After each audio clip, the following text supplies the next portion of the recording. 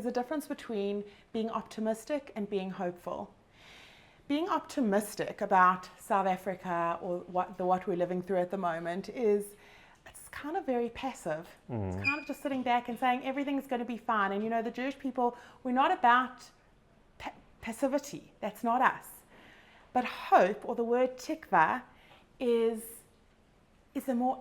about taking an active role in actually doing something. Like I always say to my kids, we're not here to chill. You're here to do, and there's stuff to be done. So get busy.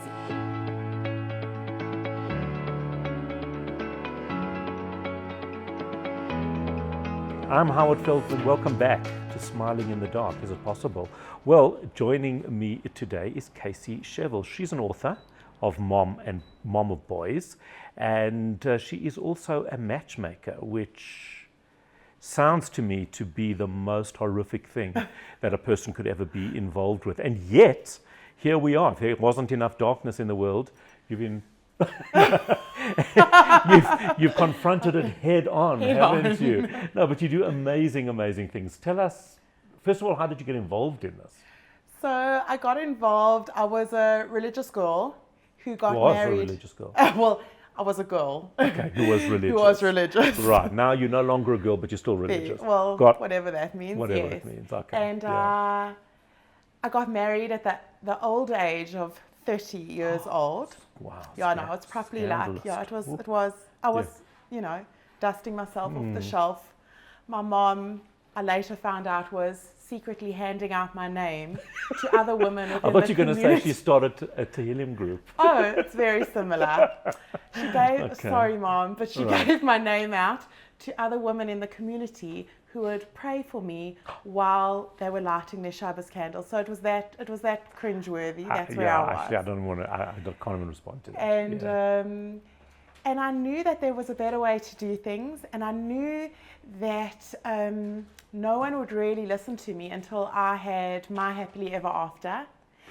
So as soon as I married Eyal, from almost the first or second week that we were married, I started inviting singles over for Friday night dinners. Yeah. And those dinners sort of grew and grew until we were having 50 people for a Friday night dinner.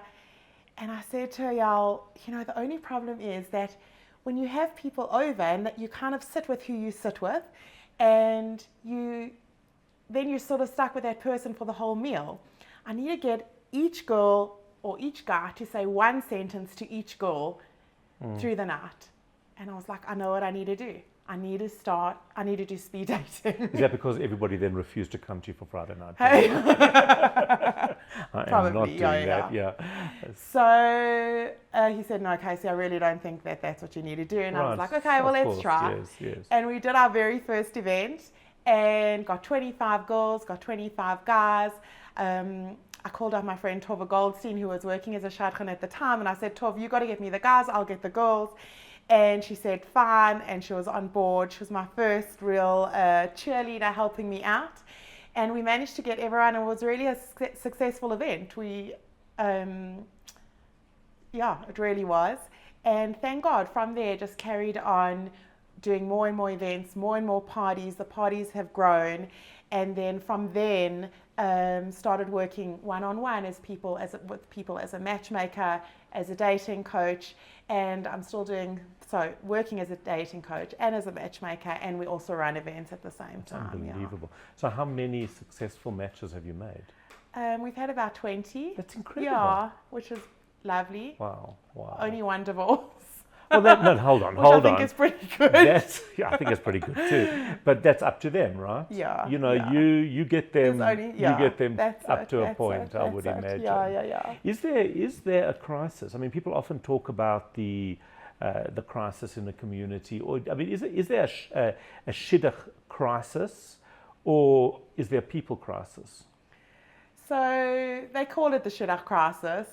I just think that it's just a hard time for people to meet. I think that people have a real lack of self-awareness, and it's very hard if you're not really aware of yourself. Okay, so that's not about the time to meet. That's about the difficulty with how we've evolved. Yes. So if you don't really know yourself, it's really hard to. And I do think that there also is a time that, the time that we are living in is a time of immense difficult. conflict, actually, in a million ways, now on a much more global scale. But in times of such conflict, it's really hard for people to come together. The energy of the world is just not Quite right. negative, yeah. It's interesting. I was wondering about that. Is it because it could go either way, right? It could be we're living in such difficult times. We're all in such turmoil. Maybe we feel more isolated than ever before. Maybe that's a time that singles actually would make more of an effort to reach out to connect with another person. So I don't think that we can put it all on our singles. I don't think that they're not making an effort. They are in the best. I'm not putting anything on them. I'm trying to understand. I don't feel that it's people aren't looking, but possibly they're looking in the wrong places. Possibly they're looking for the wrong things. I think managing people's expectations is quite a big one. What a relationship actually is, what marriage actually is, and what marriage involves and entails. You're not looking for someone to come and sweep you off your feet and save you from your dreary life. What do you mean? I actually read somewhere that the Tinder world has made it much more difficult because a guy or a girl or whomever has so many options that they can swipe. I don't know which way you meant to swipe, Yes. but whatever. You've got all of these options, whereas if they were actually with somebody and they were meeting somebody in a social environment, they wouldn't look for all of those perfect attributes before having a conversation, and then they actually might find, wow, this person is such an interesting person. I'm drawn to them. I think that's why speed dating works. And one of my younger events, they actually said to me, "Oh my gosh, this is like the original Tinder," because the dates are cute. The dates are 3 minutes. You get to spend 3 minutes with this girl or this guy, and you can, in those 3 minutes, you might not know. I think you do. I mean, you might not know that you can marry the person. You might not know if this is the love of your life. Correct, but you'll know if it's not if you for you. never want to see this person again, and then it's 3 minutes of chatting, and the bell rings, and off you move to the next person. So that's. Do you coach them before, in the sense of this is what to expect, this is what to look for, or is it? There's too many people, it's too and the truth is, most of the people, we had an event at my house on Thursday night, and most of those people I don't know. I've never met them before. They've just walked through my door for the first time. So I'm just trying to make everyone comfortable and make sure that, it's quite a harrowing thing to come and try something so new and make yourself so vulnerable and exposed. Yeah.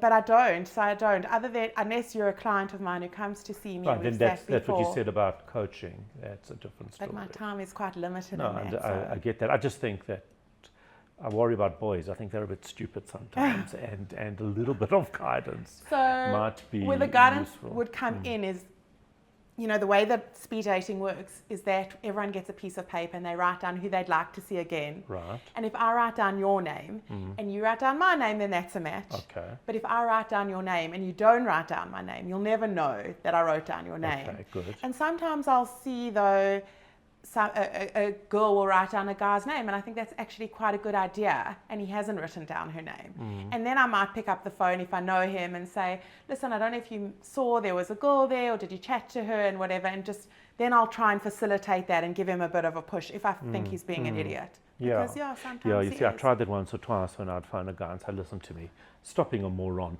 just phone her, go for a cup of coffee, it'll work. And if it doesn't, so what? So you've had a cup of coffee. Yeah. What's our reluctance? Is it a vulnerability? What makes? So I actually hate is it. that? The truth is, Howard, you can't say to people it's just a cup of coffee. I know. It's not just a cup of coffee. That's why I'm not successful at this. Yeah. This is why you do it and I don't. It's not just a cup of coffee. A lot goes into a date. A lot of thought. A lot of fear. A lot of facing your own stuff. And especially for women, actually, I always say it's like such a waste of mascara. But so unless you can say, listen, it's not going to be a bad date. I actually think I've only set up one bad date ever. I hope no one who's watching this is going to start laughing. Hold on, actually. is that me? Yeah. But one really bad date. Other than that, you can see, you might say, lovely guy, not for me. Maybe I have a friend for him, or or whatever. But I do always say to my husband, I always say to Ayal, if everyone would just marry the person that I tell them to marry, I know they'd be happy. I know they would. 100%. I think you have to start removing the choices. Yeah, I think that's what. Yeah, I think that's, as I say, this is why no one consults me in this field at all. Spectacularly unsuccessful is what I would be. But arranged marriages, like, there's something to be said for wrong. it. There's Okay, something no, to be I said mean, I'm for sure it. there's quite a lot wrong, but it's you know, we're living in an environment, and the reason that that I'm having these conversations with people, if you know, that's Penny also has a lot to say about this, is that we are living in a difficult time, and we're living in a time where there is a lot of negativity. What's your message to people at the moment, to people in South Africa where we're feeling isolated, we're feeling negative about our government, distraught about what's happening in Israel? Your message to a community. So I think, can I give two messages? Yes, you can. You can choose which one you Right. like. Or maybe we'll keep both. Okay. So my one message would be what we're living through at the moment is it's kind of very passive. It's kind of just sitting back and saying everything's going to be fine. And you know, the Jewish people, we're not about passivity. That's not us. But hope, or the word tikva, is it's about taking an active role in actually doing something. Like I always say to my kids, we're not here to chill. You're here to do, and there's stuff to be done. So get busy. I love that. You know? I love that. And so I think that, I mean, and that's why as a Jewish nation, our anthem is Hatikva. It's about having hope. Doing and hope. And even the word tikva comes from the shorish of kav, which is a line. And I'm totally misquoting. My brother was telling me about this last week. But he said that like a line goes from here to here. It's not to say that these bad things aren't going to happen. This is what's happening. These are the series of events that we're going through. But how we're dealing with them and the hope that we have along that way, that's what makes us. That's what makes us amazing. That's what's going to change the situation. The situation's not going to change. But you can change it, and I love that, the fact that you are doing so many things to change people's lives, and it ties in. What's the second idea? The second thing that I think about living in this country is that, you know, I think the idea of context, don't like underestimate having a context of living in a place where you've grown up in your entire life, that there's a chance that you can walk into Woolies and bump into someone who went to school with your mom at Waverley Girls High, and what that means.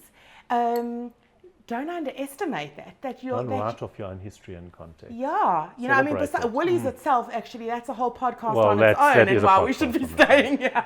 Exactly. But yeah, just the idea of that. having a context, that there's someone that you're known, that you can bump into someone who knows you, who knows your mom, who knows where you come from, who you know, as opposed to living somewhere else where you just lose all of that, and there is so no it's interesting. history. We were living in New York, and when we came back, the first day my eldest son Zach went to school, it was grade 2, and he came home from school and he said, "Dad, are we famous?" And I said, "No, Zach, we're really, really not." Why? He said, "Because everybody knew me. And everybody knew everything, you know, and we had lived in a place where the only adults that weren't the teachers were his parents." Yeah. So, you know, don't give that up. Don't be so quick to give that up. I think it's huge. It's a very, very good point, Casey Shevel. Thank you.